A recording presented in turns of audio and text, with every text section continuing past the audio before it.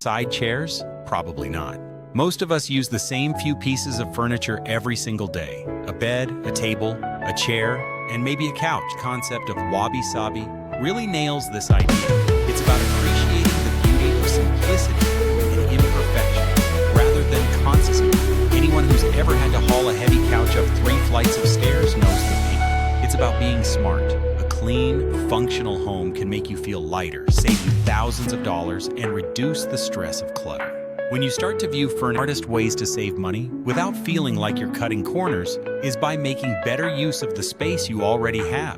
Too often people think they need a bigger home or that stays empty 350 days out of the year, or closets filled with things people forgot they even owned. That's wasted. Cut the need for extra square footage. A desk that doubles as a dining table or a pull-out sofa that doubles. That little barrier between want and need can save you from wasting time and energy to enjoy life. Let's start with the obvious. Cleaning. A bigger house means more floors to mop, more carpets to vacuum, and more bathrooms to scrub. Even if you do all the cleaning yourself, that's hours of your time. Only heat or cool the spaces.